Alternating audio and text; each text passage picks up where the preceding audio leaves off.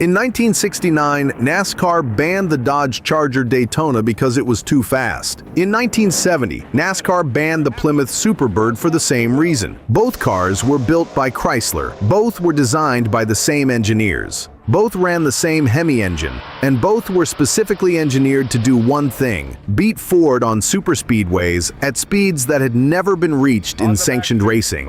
The Daytona hit 200 miles per hour in NASCAR competition, the first car to officially break that barrier at Talladega in 1969. Buddy Baker drove it. Charlie Glotzbach qualified it at 199.466 miles per hour, the fastest lap in stock car racing history at that point. So NASCAR changed the rules. Specifically, they required any homologation car, any car raced on Sunday, to be sold on Monday in sufficient numbers for street use. The Daytona needed 500 examples. Chrysler built 503. The Superbird needed to do the same to homologate for 1970. Chrysler built one for every Plymouth dealer in America. Approximately 1,920 were built. Both cars were banned within 2 years of their introduction. What were they, really? And which one was the better machine? The Charger Daytona started as a problem to solve. Ford had dominating the NASCAR superspeedways with the Talladega, a slippery, purpose-built aerodynamic machine, and Chrysler's standard Charger 500, despite the 426 Hemi, simply wasn't fast enough in a straight line at the speeds Talladega required. The solution was a program called the Daytona Project, run out of Chrysler's engineering division with direct input from racing teams. The engineers didn't work with wind tunnels the way modern teams do. They worked with scale models, intuition, and what amounted to trial and error at high speed. What they came up with was unlike anything else on a public road. The nose cone, a steel extension that protruded 18 inches beyond the standard Charger 500 body, was designed to slice through air rather than pile it up. It was pointed, swept, and fared into the wheel openings to reduce the turbulence that was killing the standard car's top speed. The rear wing stood 23 inches above the deck lid, not because the engineers particularly wanted it there, they would have preferred it closer to the body, but because it needed to be above the turbulent air caused by the trunk and rear glass. At that height, it worked. It produced downforce at the rear axle, kept the car planted, and allowed the Hemi to put power down at speeds approaching and exceeding 200 miles per hour. The engine was the 426 Hemi, in NASCAR trim, with a single 4-barrel carburetor as required by the rules. It produced approximately 425 to 450 horsepower. In the street version, buyers could choose the 426 Hemi or the 440 Magnum. The Hemi option came in 2 states of tune: 425 horsepower with dual 4 barrels for street use, and the race-only specification that pushed beyond 500 horsepower. Street testing of the Daytona: quarter mile in the high 13 seconds to low 14 seconds depending on carburation and rear axle ratio. Top speed was officially listed at over 150 miles per hour for street versions. In practice, owners found the aerodynamic bodywork actually helped stability at highway speeds in ways the standard Charger 500 didn't deliver. Chrysler built 503 street Daytonas in 1969. Colors were wild: corporate blue, Hemi orange, and the infamous bright white that made the wing and nose cone look even more extreme. The street cars kept the wing, kept the nose, and kept the reputation.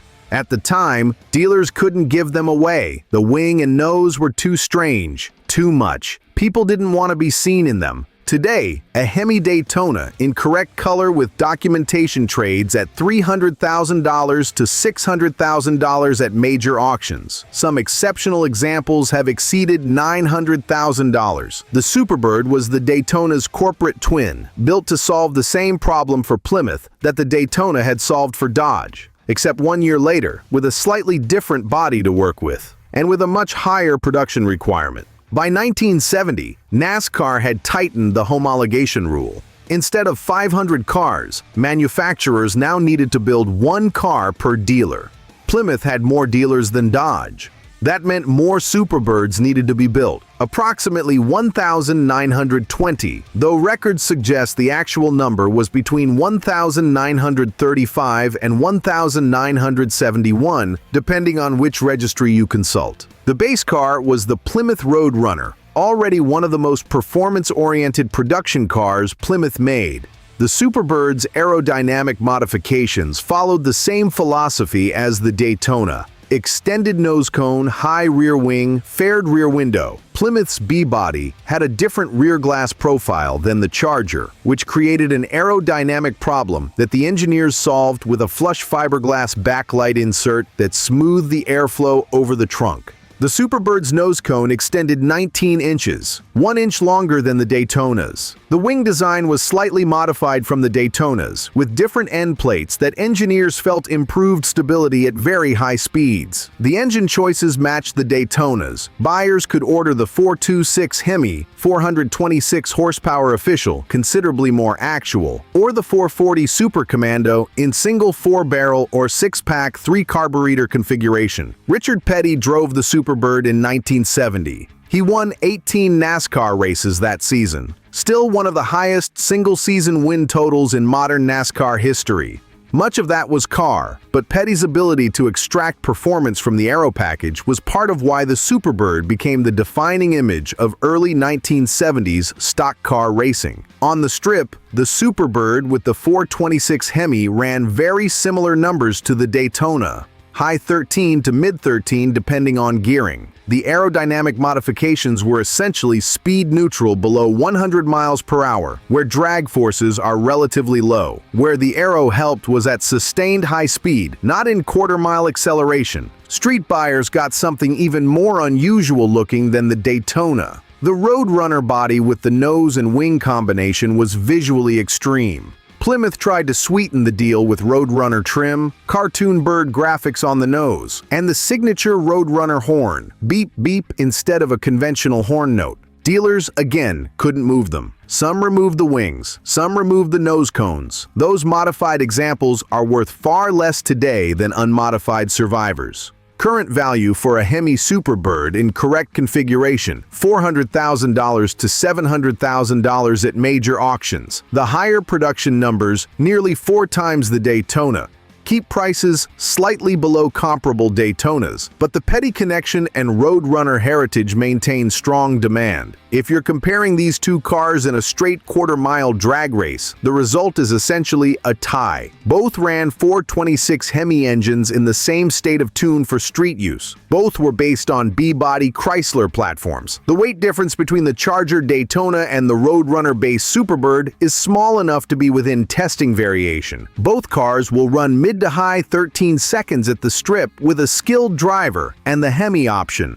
Neither was built for the strip. Both were built for oval superspeedways, where sustained top speed matters more than 60-foot times. Where they differ is in what they were actually designed for. The Daytona was the prototype, the proof of concept. Chrysler's engineers proved the aero package worked at Daytona International Speedway and Talladega before putting any street cars on dealer lots. The Daytona's wing and nose geometry were validated in competition before any customer took delivery. The Superbird was the refinement. The engineers had 1 year of superspeedway data, 1 year of understanding what the wing actually did at 190+ miles per hour, and they applied it to the Superbird's slightly different body with small but meaningful improvements to the rear wing end plates and the backlight fairing. On an oval at racing speeds, the Superbird is probably the more developed car. Richard Petty's 18-win 1970 season supports that conclusion, though the competition level that year, with several top Ford teams sitting out, is a confounding factor historians still argue about.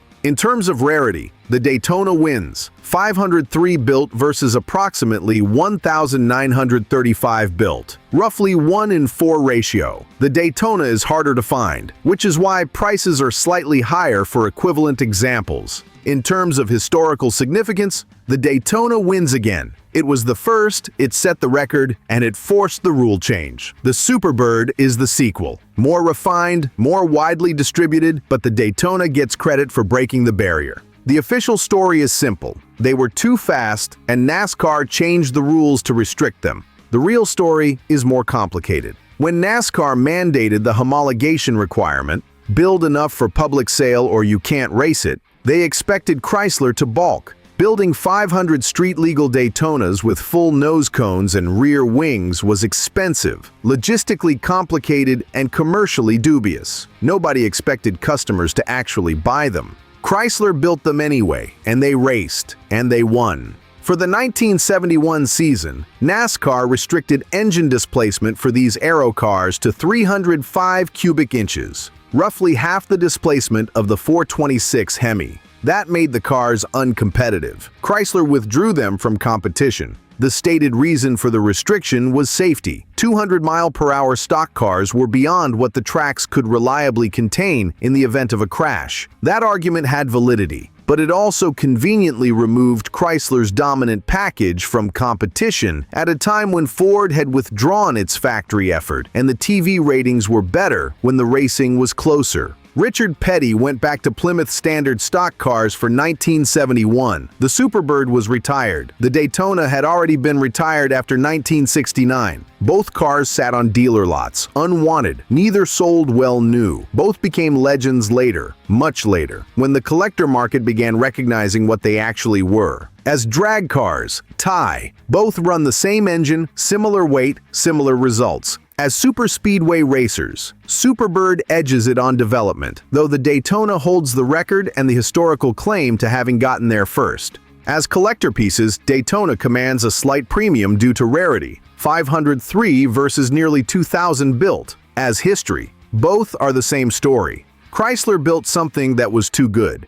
Racing changed the rules to slow it down, and 50 years later, the banned cars are worth more than anything that was allowed to race. There's a lesson in that somewhere. Detroit has been relearning it ever since.